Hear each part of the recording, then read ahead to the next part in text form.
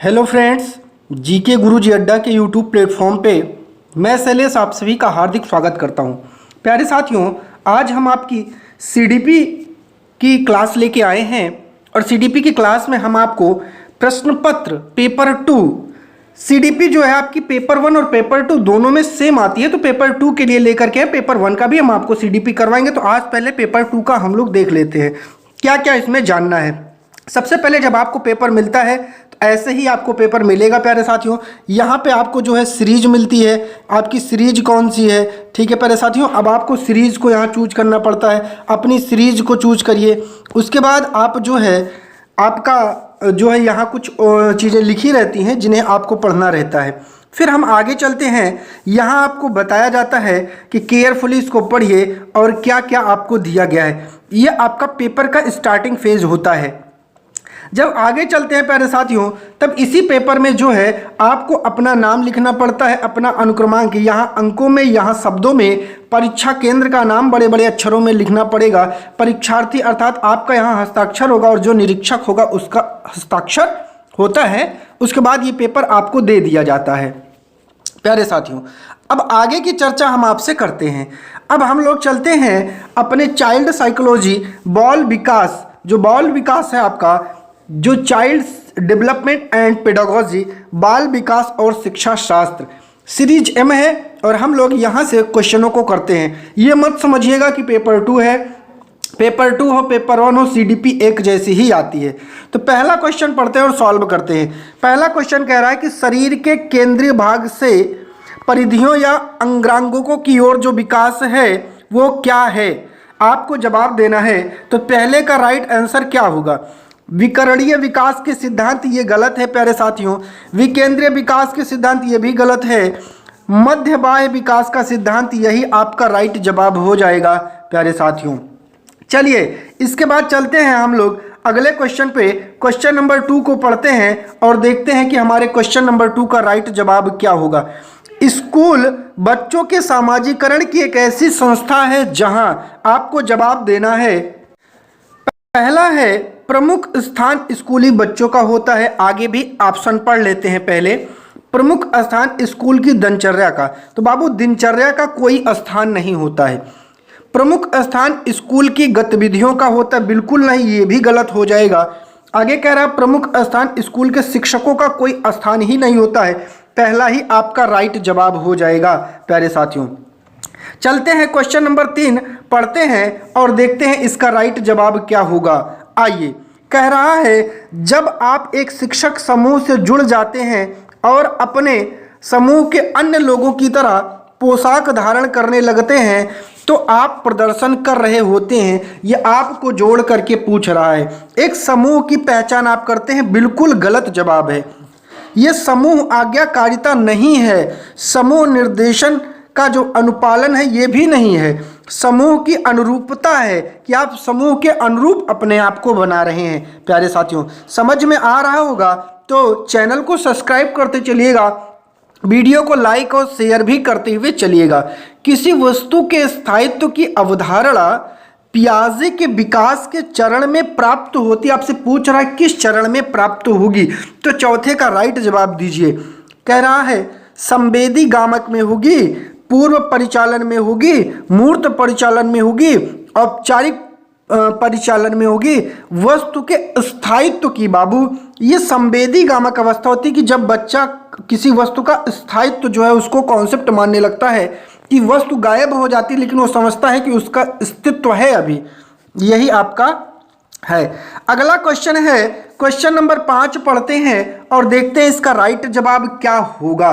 कह रहा है व्यक्तिगत शिक्षा कार्यक्रम की योजना के संदर्भ में बनाई जाती है। क्या बनाई जाती है? ऑप्शन पढ़ के आपको जवाब देना है। विशेष शिक्षा कार्यक्रम, विशेष शब्द बाबू नकारात्मक है, विशेष आपको बिल्कुल काट देना है। बाल केंद्रित शिक्षा कार्यक्रम, बस यही आपका राइट जवाब है। जो भी बनाया जाएगा वो बच्चों से ही संबंधित बनाया जाएगा। मुक्त विद्यालय शिक्षा कार्यक्रम बिल्कुल नहीं होगा। ई अधिगम शिक्षा कार्यक्रम बिल्कुल नहीं होगा। चलिए बाबू आगे चलते हैं। क्वेश्चन नंबर 6 क्या कह रहा है? महीनों की आयु के बीच अधिकांश बच्चे शब्दों को मिलाकर छोटे छोटे वाक्य बोलना शुरू कर देते हैं। कितने महीनों की आयु के बच्चे के बारे में पूछ रहा है, छठे का जवाब दीजिए। वो जो है छोटे छोटे वाक्यों मतलब शब्दों को मिलाएगा तो छोटे छोटे वाक्य बोलेगा। तो 12 से 18 महीने का बच्चा बिल्कुल नहीं बोलेगा बाबू, ये आपका 18 से 24 महीने वाला राइट जवाब हो जाएगा। यही 18 to 24 month, that is your right answer. Question number 7 क्या कह रहा है? 7 कह रहा है बुद्धि लब्धि या आईक्यू की अवधारणा दी गई, किसके द्वारा दी गई है? जल्दी से बताइए। गाल्टन ने नहीं दिया है, बिने नहीं दिया, स्टर्न महोदय ने दिया है। बुद्धि लब्धि या आईक्यू की अवधारणा स्टर्न महोदय ने दिया है, याद रखिएगा। चलिए आगे चलते हैं क्वेश्चन नंबर 8 पे। सृजनात्मकता को डैश की अवधारणा से संबंधित माना जाता है, किससे? द्रव बौद्धिकता नहीं है, रवादार बौद्धिकता बिल्कुल नहीं है, अवितरित सोच बिल्कुल नहीं है, विविध सोच ही आपका राइट जवाब हो जाएगा बाबू। क्वेश्चन नंबर 9 पढ़ते हैं और देखते हैं। किसी भाषा के स्वीकृत ध्वनि संयोजकों को इसके नियमों के अंतर्गत बताया जाता है। 9 का आपको जवाब देना है। तो जब आपका ध्वनि संयोजन है तो ध्वनि संबंधी ही होगा, बाकी ये सभी आपके वैसे ही ऑप्शन गलत हो जाएंगे। चलिए क्वेश्चन नंबर 10 पढ़ते हैं और देखते हैं। जब सोचने की प्रक्रिया किसी भाषा द्वारा प्रभावित होती है तो ऐसी स्थिति को क्या कहेंगे?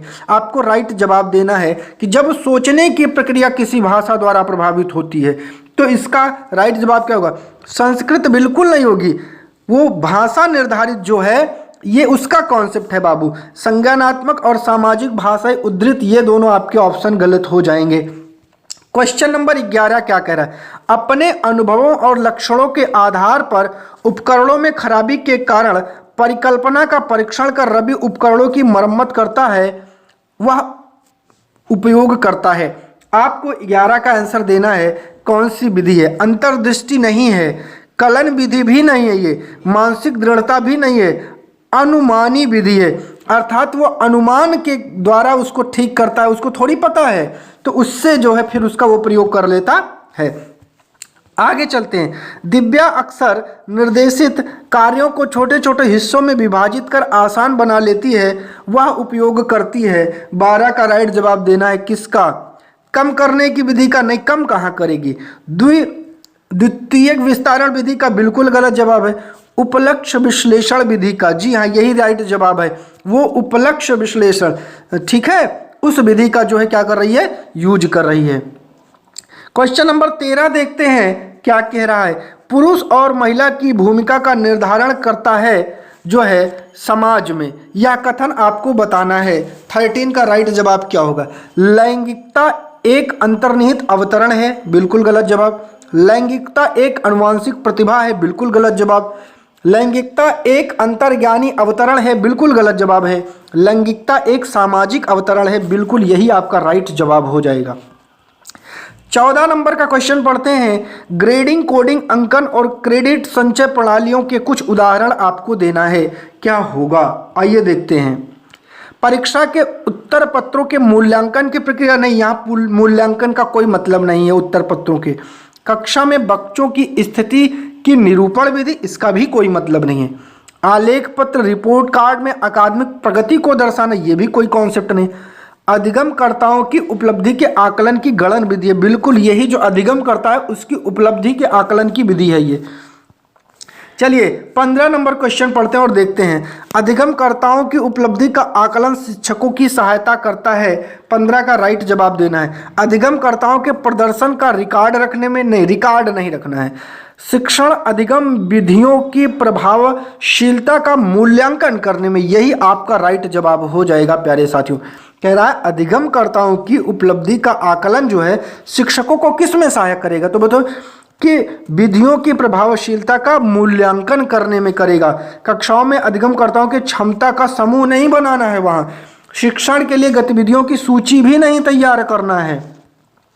अगला चलते हैं। समावेशी शिक्षा के सिद्धांत पर आधारित है, आपको 16 का राइट जवाब देना है। सामाजिक संतुलन गलत है। समता एवं समान अवसर जो है इक्विटी एंड इक्वल अपॉर्चुनिटीज आपका राइट आंसर हो जाएगा।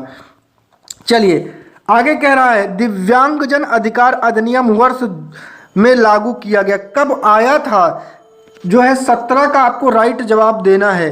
दिव्यांगजन अधिकार अधिनियम, भैया बाबू इसको 95 मत लगा देना, ये गलत है। 2016 आपका राइट जवाब है। ये आपको पढ़ाया गया है, चैनल पे आप जाएंगे तो आपको वीडियोस में मिलेगा। क्वेश्चन नंबर 18 कह रहा है व्यक्तिगत विविधताओं वाले बच्चों को पढ़ाने के लिए ऐसे विद्यालय होने चाहिए जहां शिक्षक व्यक्तिगत विविधताओं के आधार वर्गीकृत शब्द आया है, निगेटिव है, वर्गीकृत करना ही नहीं है। विविध अधिगम आवश्यकताओं के अनुसार विभिन्न शिक्षण अधिगम प्रविधियों का प्रयोग करने में प्रशिक्षित हो, बिल्कुल यही राइट जवाब हो जाएगा। ठीक है, चलिए आगे चलते हैं। 19 नंबर का क्वेश्चन कह रहा है निःशुल्क एवं अनिवार्य बाल शिक्षा का अधिकार अधिनियम 2009 दिव्यांग बच्चों की निःशुल्क शिक्षा के अधिकार जो है उनको सुनिश्चित करता है। 19 का राइट जवाब क्या होगा? तो ये आपका पता है 6 से 18 वर्ष के बच्चों के लिए ही है, तो यही आपका राइट जवाब हो जाएगा। आगे चलते हैं 20 नंबर पर। चैनल पर नए हैं तो सब्सक्राइब करते चलिएगा, वीडियो को शेयर भी करते चलिएगा। हम आपके लिए इन महत्वपूर्ण चीज़ों को लेकर के आए हैं, ये आपके लिए एग्जाम में बहुत हेल्पफुल होने वाला है। विविध अधिगमकर्ताओं के लिए सुगम्य स्वरूपों में शिक्षण अधिगम सामग्रियां प्रदान करने का तात्पर्य किससे है? तो 20 का राइट जवाब दीजिए। सार्वभौमिक समावेशी कक्षा के नैतिक विचार गलत है। शिक्षण व्यावसायिकता सार्वभौमिक संहिता गलत है। शिक्षण के सार्वभौमिक मानवतावादी दृष्टिकोण गलत है। अधिगम की सार्वभौमिक संरचना, यही आपका राइट जवाब हो जाएगा 20 का। 21 को देखते हैं स्वजागरूकता एवं संज्ञानात्मक क्षमताओं का नियंत्रण, जैसे योजना बनाना, समीक्षा करना, संशोधन करना इत्यादि में क्या अंतर्निहित है? तो 21 का राइट जवाब देना है। केंद्रीकरण नहीं है बाबू, ये संज्ञान बोध है, यही आपका राइट जवाब हो जाएगा। संज्ञान भी नहीं है, समायोजन भी नहीं है। आइए क्वेश्चन नंबर 22 देखते हैं। जब बच्चे प्राप्त की गई सूचनाओं की व्याख्या करने के लिए अपने अनुभवों के आधार पर सोचते हैं तो उसे क्या कहा जाएगा? 22 का राइट जवाब दीजिए। प्रतिक्रियावादी सोच गलत है। सृजनात्मक सोच ये भी गलत है। अमूर्त सोच ये भी गलत है। अमूर्त सोच कहाँ से होगा भैया? ये मूर्त सोच में आता है, ये कंक्रीट थिंकिंग में आता है। आइए आगे चलते हैं और 23 का राइट जवाब देखते हैं। अधिगमकर्ताओं को व्यक्तिगत क्षमता के आधार पर उनकी कठिनाइयों के विभिन्न स्तरों को ध्यान में रखते हुए पढ़ाने की विधि को डैश क्या कहा जाएगा? तो 23 का राइट जवाब देना है। उसे कहते हैं, फिर से समझिएगा, अधिगमकर्ताओं को व्यक्तिगत क्षमता के आधार पर उनकी कठिनाइयों के विभिन्न स्तरों को ध्यान में रखते हुए पढ़ाने की विधि को क्या कहा जाएगा? चयनित नहीं है वो, सटीक परीक्षण भी नहीं है, त्रुटिहीन में विभेदी अनुदेशन कहा जाता है। 24 नंबर का क्वेश्चन कह रहा है प्रतिपालन अधिगम का एक विशिष्ट चरण है जो अधिगम के चरण का पूर्ववर्ती है। 24 का राइट जवाब देना है, क्या होगा? अधिग्रहण नहीं है, अभिप्रेरण नहीं है, आत्मनिर्भरता नहीं है, सामान्यीकरण उसको कहा जाता है। चलिए अगले क्वेश्चन पर चलते हैं और देखते हैं कि हमारा राइट जवाब क्या होगा। 25 का राइट जवाब आपको देना है। जनजोग का यह मानना है कि संज्ञान और भाव होते हैं, अन्योश्रित होते हैं, गलत है। स्वतंत्र होते हैं, संज्ञान और भाव ये दोनों स्वतंत्र होते हैं, यही आपका राइट जवाब हो जाएगा। 26 को पढ़ते हैं और 26 का राइट जवाब जानते हैं। पहले से सीखे गए कार्यों में सुधार लाने के लिए शिक्षक बच्चों को प्रदर्शन देकर सिखा रहा है, वह शिक्षण की विधि का प्रयोग कर रहा है। कौन सी विधि का? अनुकरण नहीं है, अवलोकन नहीं है, संशोधन नहीं है, प्रतिरूपण है, इसे मॉडलिंग विधि कहा जाता है। अर्थात पहले से सीखे हुए कार्यों में सुधार लाने के लिए शिक्षक बच्चों को प्रदर्शन करके सिखा रहा है। प्रदर्शन का मतलब ही होता है मॉडल बाबू, प्रदर्शन का मतलब ही मॉडल से होता है। 27 की जब हम बात करते हैं, मैथ और जैनसन के अनुसार निर्णय लेने वाले बच्चे समस्या का विश्लेषण करते हैं, विकल्पों की सूची बनाते हैं और इसके फायदे और नुकसान के प्रत्येक पहलू पर विचार करते हैं। उनका व्यवहार क्या प्रस्तुत करता है? जवाब दीजिए। चौकस बिल्कुल नहीं, सतर्कता को प्रस्तुत करता है, यही आपका राइट जवाब हो जाएगा। क्वेश्चन नंबर 28 पर चलते हैं। एक समस्या सुधारक बच्चा विचार के आधार पर कथनों की सच्चाई की संभावना का मूल्यांकन करता है। इसका राइट जवाब दीजिए क्या होगा 28 का?